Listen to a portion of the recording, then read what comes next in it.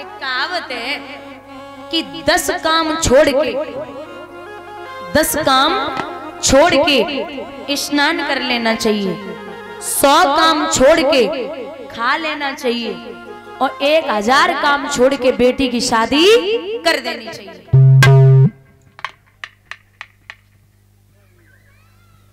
महाराज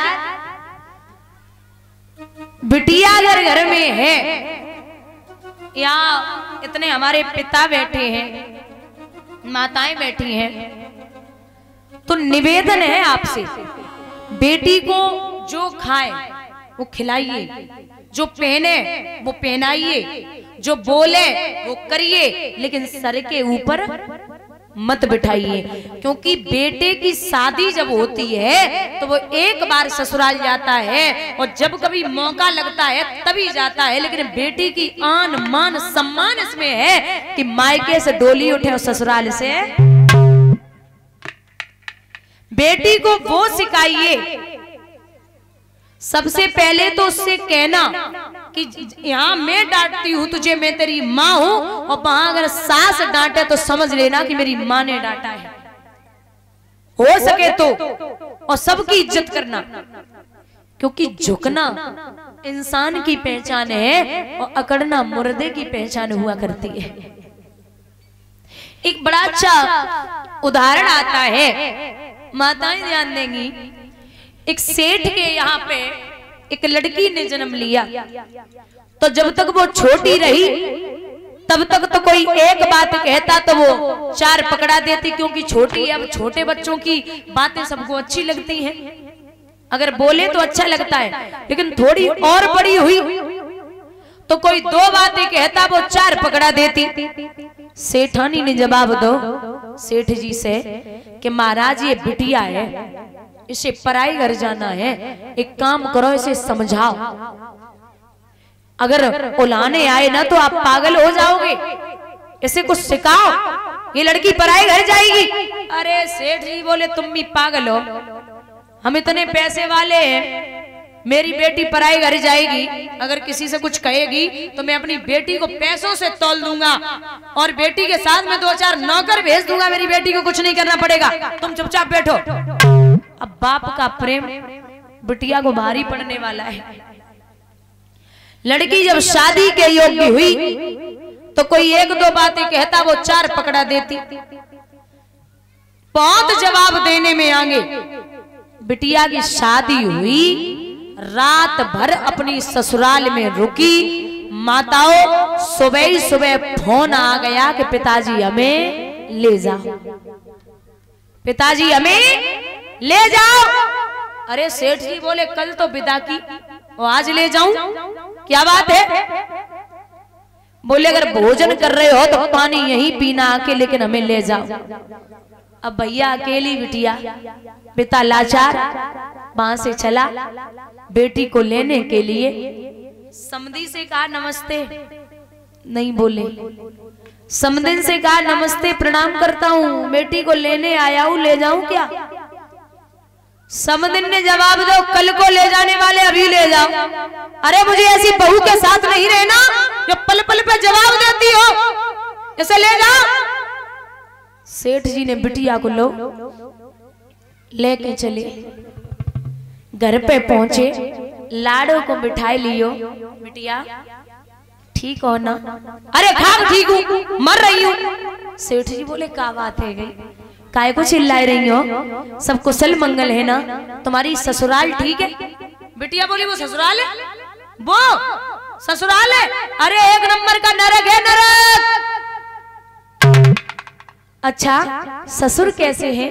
बोले ससुर 1 नंबर को राक्षस। सास कैसी है? बोले 1 नंबर की डाइन। ननद बोले 1 नंबर की चुगलखोर। जेठ बोले 1 नंबर को धूर्त मूर्ख, बिल्कुल पागल। अच्छा देवर जवाब दो 1 नंबर को आवारा, सवेरे निकल जाओ संध्या को आता, सब पागल। जवाब दो अच्छा सब पागल है तो एक बात बता, तेरा पति कैसा है? बिटिया बोली पति? बात तुम पति कह रहे?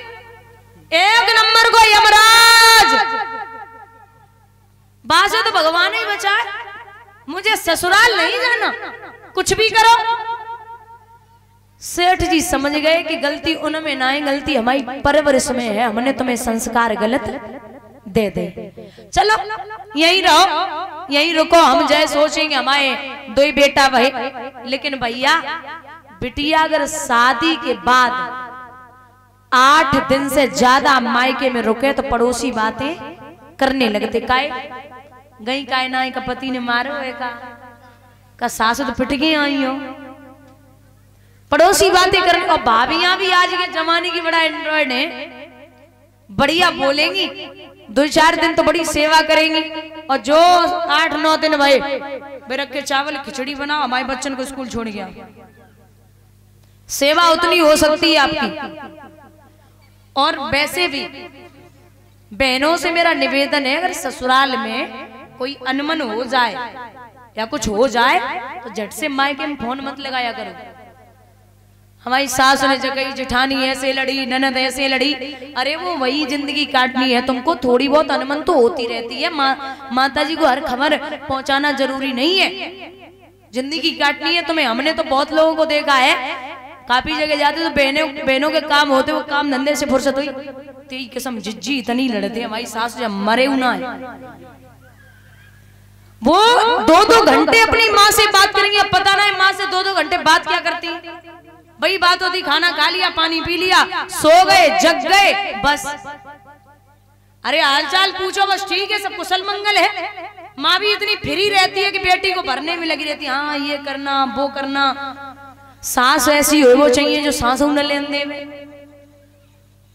भाई बढ़िया रहो, वो सास तुम्हारी माँ है, उसकी भी सेवा करना जरूरी है।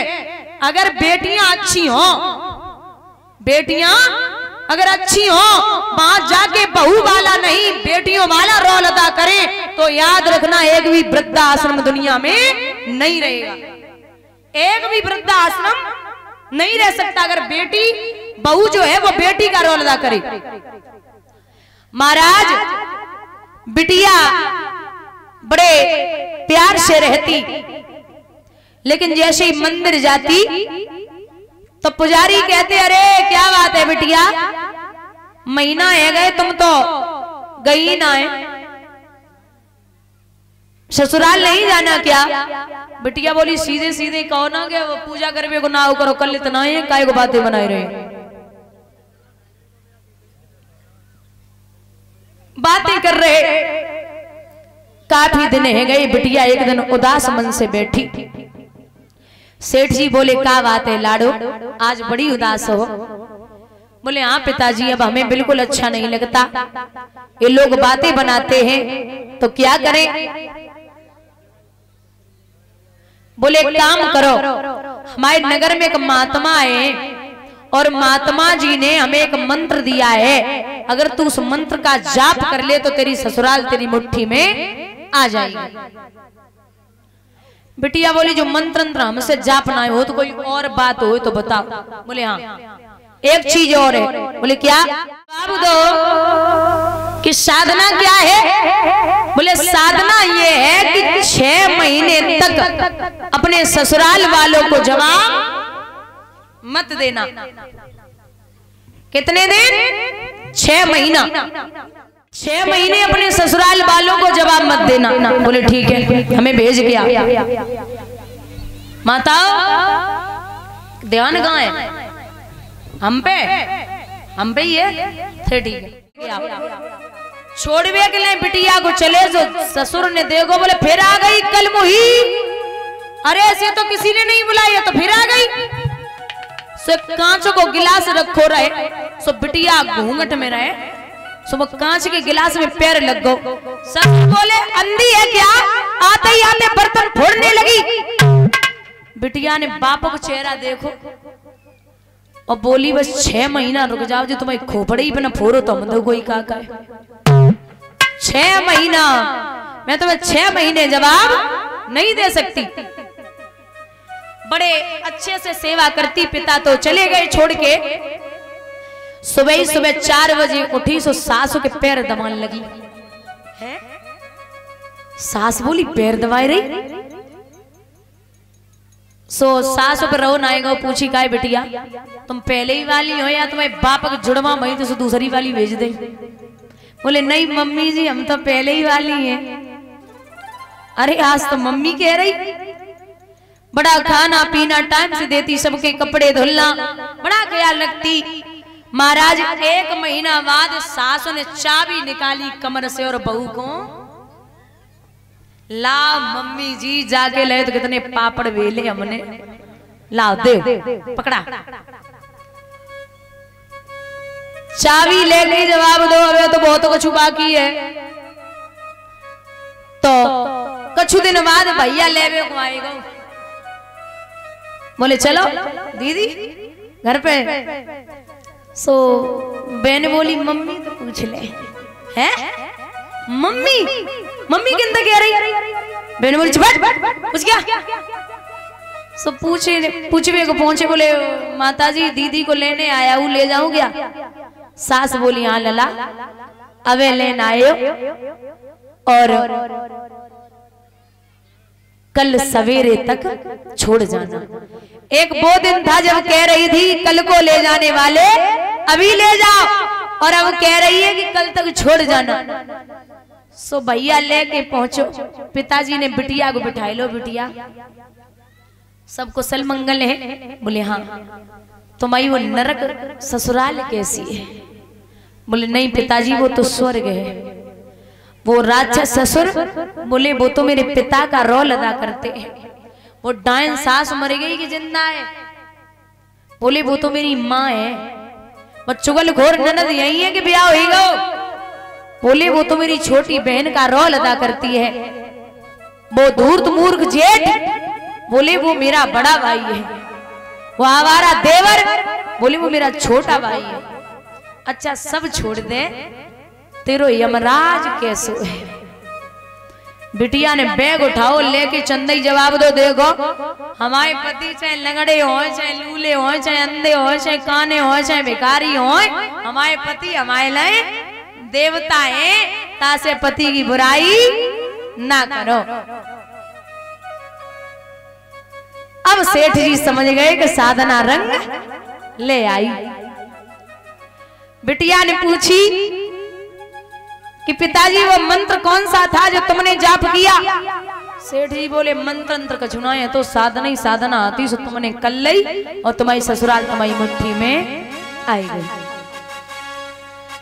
तो कहते हैं कि बेटियों को ये सिखाना पराए घर जाकर के जवाब न दे। बोलिए गोविंद भगवान की। आज भैया राजा बोले हैं कि हे महाराज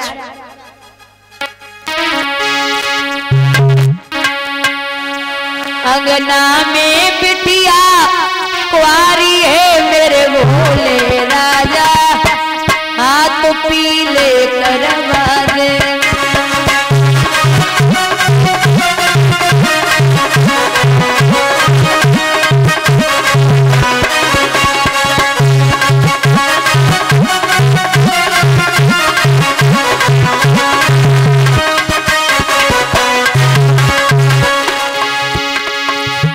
कछु होए धन की तरकार अरे मेरे भोले राजा हाथ पीले करवा।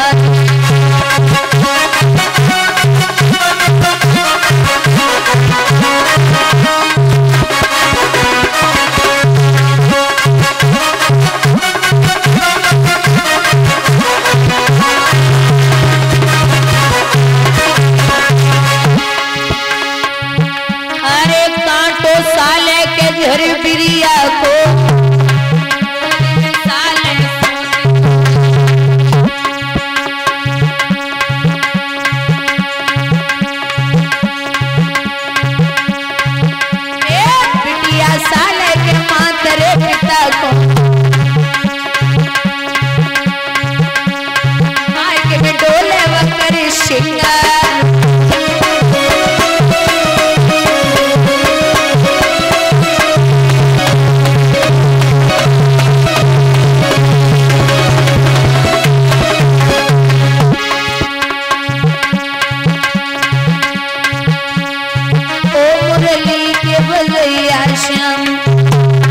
सवरिया पूनम मंचेर रे।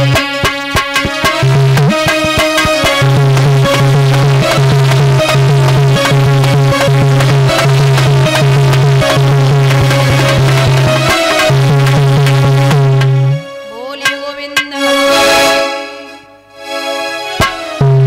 सतगुरुदेव भगवान की। भैया बोले यहाँ मेरे पास कुछ भी नहीं है।